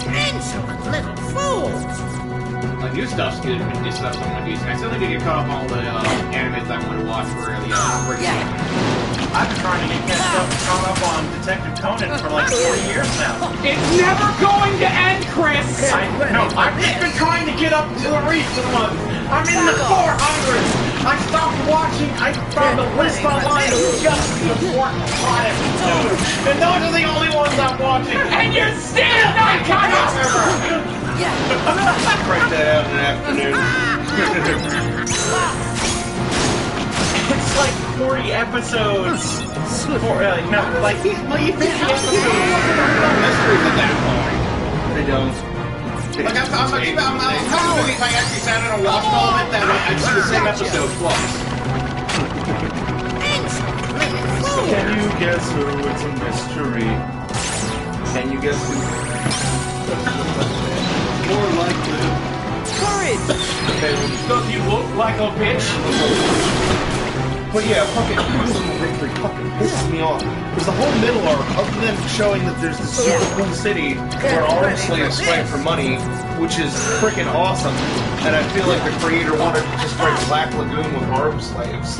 Get ready for this! Which in itself is an interesting, cool concept, but still, just like you can't establish these characters like Oh, they wrap it up really neatly by just killing them all. Just everybody they introduced that was cool and interesting and fun to be around is now dead. Get ready for this! like who asked for this? Is the big question. This should be for nothing but the fans. If this thing came out, it should be for the fucking fans. And I guarantee you, Second Grade could have made as much sales as the original. I refuse to believe that.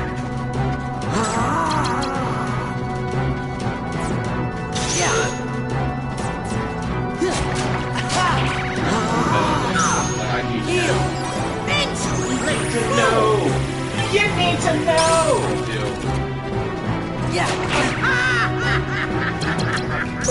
And there's like not even an opportunity for the kind of fun homeostasis that the person can add. That was the appeal of the show. Was this guy who didn't understand how to be a real person in real life.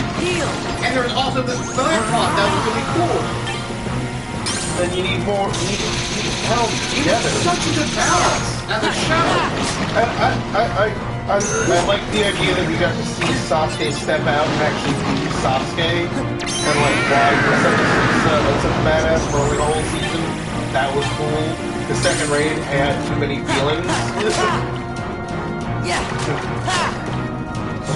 Second grade was really heavy-handed too. The whole thing was the prostitute that looked like jittery. I was just like, really? Yeah.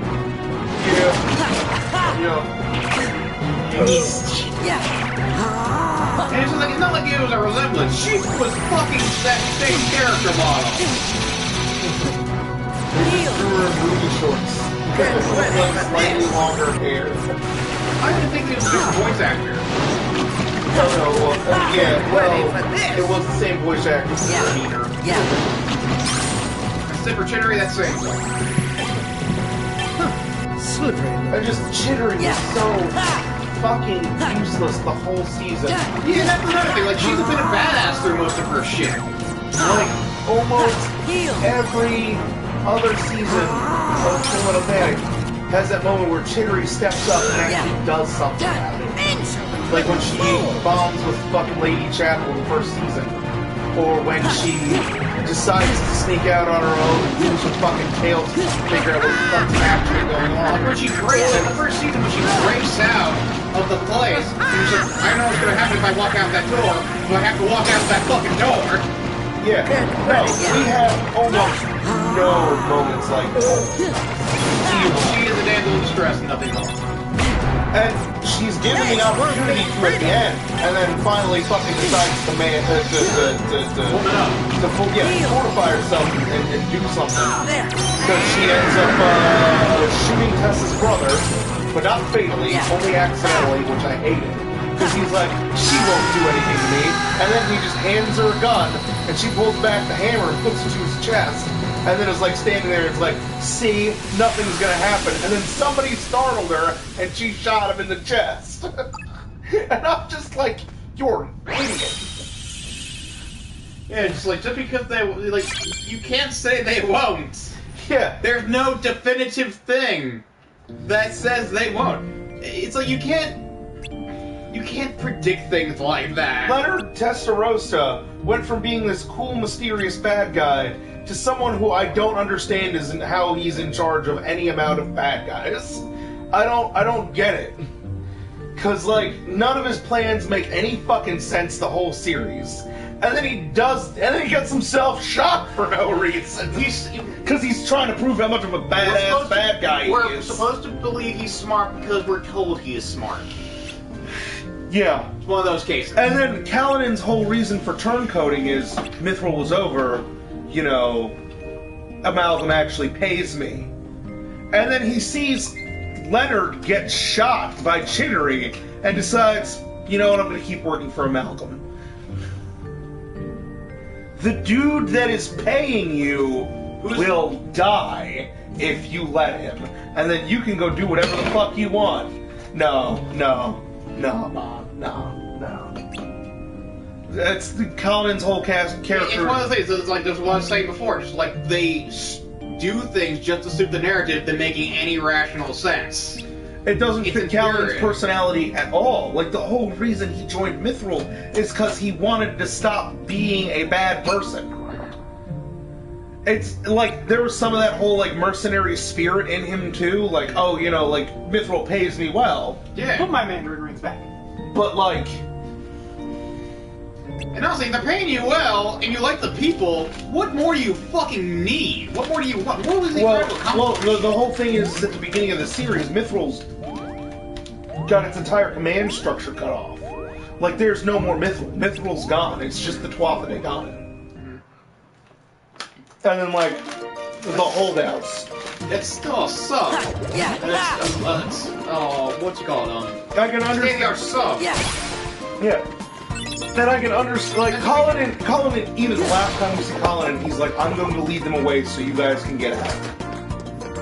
And I'm like, oh, that's great. Kaladin's gonna die here, that's sad. But that's a good way to... But that's a good way for him to go. And then, at the end of the series, he shows up and shoots somebody he knows in the chest to steal something from him. To the rebuild of Arbalest. And just, I'm like, well, that's the best character assassination you could have done, I guess. Yeah. Character assassination is a real fucking thing. I told you to go home. Yeah, no, and like... Not until I rescue you and nominate. The fucked up thing is, I don't remember ever asking you to rescue me. Well, you know, I turned myself over and decided to work for him. So I'm like, oh, Kyrie's that's there, really cool. waiting for us He's both to come probably a home. mole. You're the one who forgot. Nope, completely legit. I told and the you fact that at Kingdom Malcolm Hearts trusts when we them closed out the of the door. blue. Yeah. It's like, you betrayed... Take care He's of been working Kyrie. for these guys forever, and he betrayed them. What makes you think he's going to stay legit to you? Like, what organization would permit that? I'm not Yeah, going that's- back It's to not the like he islands. was a grunt either. He was a For high-ranking anything. level officer. It's Yeah, not just for Amalgam's hiring. whole thing What is that about they the rest? constantly snipe people from You Mithril can and other have those mercenary losers. organizations. Like, that's their Already whole forgot thing. him. Like, Sasuke ends up fighting That's a guy enough. who was former Mithril, and he's like, I'm a mercenary, and they pay more. And he's like, What well, I'll about give you you, an opportunity Sora? to just stop being a mercenary. Do And the you guy's like, actually remember you know what, after this, I think what I'm going to they take all that. look like? Because that's Of always course an I option remember. you can take. You can just stop being a mercenary. Yeah. You don't need to put your life on the line for money. Vinny, look. It's Riku and Don't Sora. feel bad. They're going to touch each other's wieners. That's what this castle does to you. After a while. But just, I'm so fucking mad at the whole, everything that happened. Because literally, That's literally, You the forget last all the 5 minutes useless of stuff Invisible and Victory, remember this for the is first mind-blowing to time me. what Chidori really is taken matters. onto a helicopter. Sasuke gets to see I her, but he can't take remembered a shot it, at her Sora. because he's surrounded by amalgam guys. I who now don't know take the fucking one thing shot that is most important after to he me. just blew up their whole compound Protecting and Naminé. slaughtered 60 people. Nothing else Not one of matters. those assholes just like, I have a buddy I care enough about to put a bullet in this kid's head. Not a single one of them. And this is after there was a big standoff between him and Callan. And Callan was... The thing that pissed me off is, like, Sasuke had a M16 with a noob tube, a fucking grenade loaded into it, and he's sitting behind cover, and he's surrounded by, like, amalgam goons. And he's sitting behind cover. Hey. And the only place that he's exposed to is his rear, where Colin is standing up on his roof. I think with Leonard. I'll jog your Colin's memory. like, I've betrayed you, Sasuke. And Sasuke has a grenade. Go ahead and try. I know, right? Leonard is standing there. And Sasuke has a grenade launcher. And Sasuke has a grenade launcher. And Sasuke has a grenade launcher and he's behind cover. So even if the other guys open fire on him, he's safe because he's hunkered down. no, but the And Sasuke has a fucking grenade launcher! He just doesn't go, oh, it's nice that you betrayed me. Back off! And then there's plan B. There is and I won! And I can go find Chidori at my leisure now. Because Callan's like, everybody open fire. So Sasuke hunkers down into cover while they open fire and pulls out a thing for the armed slave that he was in that just got down. And pulls the trigger and the armed slave shoots a ton of grenades everywhere. Back off! And I'm like, you could have taken the grenade and the grenade launcher and killed your mentor and the fucking bad guy right there. They were 22 feet away from me. They were on the roof. Like literally, he's like down there in our yard. Colin and Leonard right up there. He has a grenade launcher in his hand. In his hand. Repeat! He has a grenade launcher! In his hand. And he could have just been like, "Go." And then Colin would be like, this is how I died. And then Sasuke would have been like, and then that would have blown up and Leonard would be dead. And then the base would have blown up and all of them would be dead. And then Sasuke could have gone in the house and look what you're doing. And that's it. And that's how the series should have ended. he want to kill him at that point. But that's the mental by everything. It's man Literally, Colin told him, I'm going to kill you, Sasuke. He's literally standing over him. All I have to do is tell these men to kill you and you're dead, and I'm going to tell them that. And Sasuke, what a dick. And Sasuke just sits there with a grenade launcher in his hand. It doesn't do anything about it. Kalen's not gonna win. Bullshit, Iron Chris! Fuck you and the horse you rode in on! That says my story, so that means you lost. Oh, no, you got my story. I hate it when that happens, don't you? I have never seen Kalen win a single game of Overwatch. It was always defeat or Oh, look, vice look, story. he failed so bad, he level ooped. I hate you.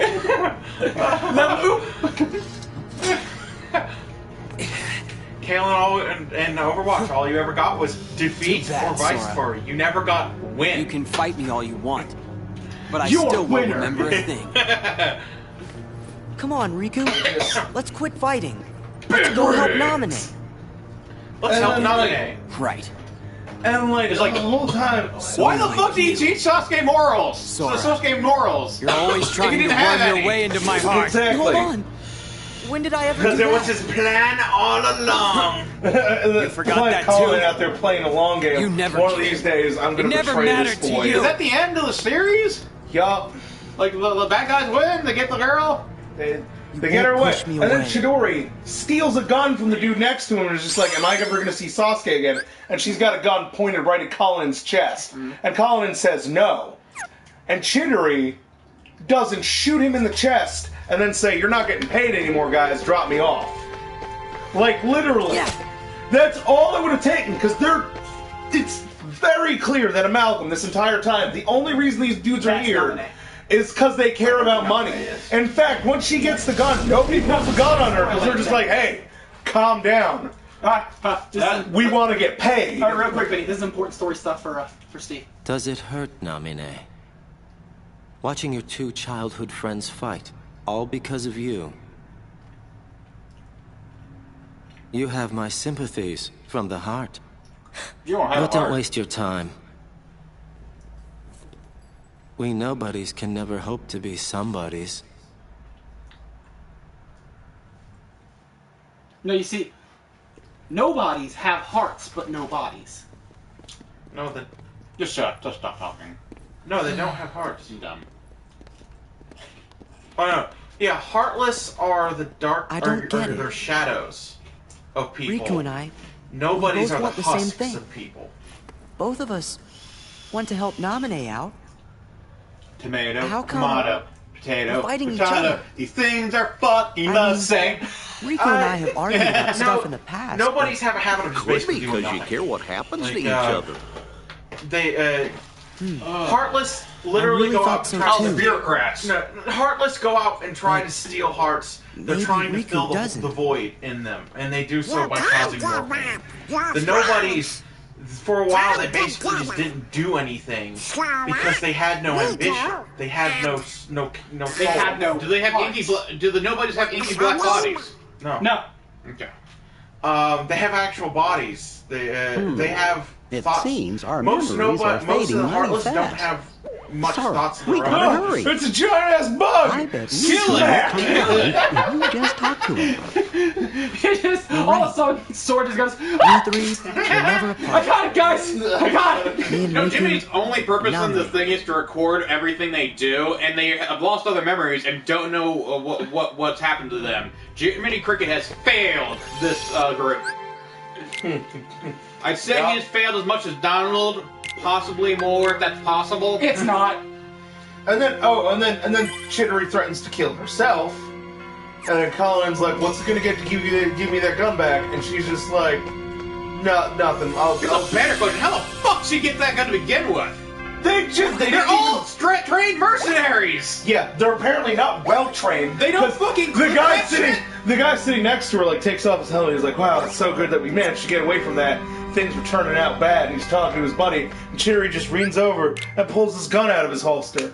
Just leans over and pulls, like, she thinks about it for a minute. She's like, "I gotta get that gun." She gets that gun, and all she had to do, gun, Colin's chest. She's already shot Leonard. She's just like, "Let me off this plane or you die." That's all she needed to say to him, and he would have been like, "I guess we're letting you off the plane." But he was all like, "Oh no, we can't let you off the plane. We're still in enemy airspace." She's like, Leonard's the sibling, right? huh? Leonard's the sibling, right? Lena is Tessa's sibling. So yes. she could point it at Leonard and be like, put it down. It's like, she won't shoot. I think we've gone through this before. Yeah, I think we've done this before. Just, hey, you're in enemy airspace. You have Leonard on the ship. They want him. Put the ship down. Alright, I don't think I got enough time to do another level. That's level cool. took a while, so. And plus, I want to take Vinny out for his birthday dinner. Okay. Because he's my boo. I'm so mad about Indivisible Liquid. We usually stream for 3 hours. You're at 2. Yeah. And that was just one level. Like, this level went on a little bit longer than normal. Does Steve leave after this? No, we usually hang out for a while. Yeah, we're gonna hang out. But we'll be back next week for more gameplay, and hopefully we'll get through the next 2 levels. We're probably not gonna be talking about the game because there's nothing going on in this game. There is! We're getting into it now! Oh boy, it's something's just happening. Hey, Kalen, so they forget everything that happens in this game? No. But, like, you just said all their memories get away. No, their memories are getting erased, but at the end, you find out how they remember everything. No one cares. But is it stuff that's part of the plot? Actually, yes, it is. Franchise. Is it Jiminy Cricket? It's not Jiminy Cricket. Well, then he's done fucked up. Yeah, no, he fucked up. He actually fucks up twice, because there's another game Alright, let's where just go. his We'll journal focus is on that blank. So Jiminy Cricket didn't even write anything down. No, he wrote it down, and then it ended up blank. He failed twice. In this game, fucking job. In this game and in Recoded, same thing happens, because Jiminy can't keep hold of his fucking journal. We'll see you guys next week! But no, like,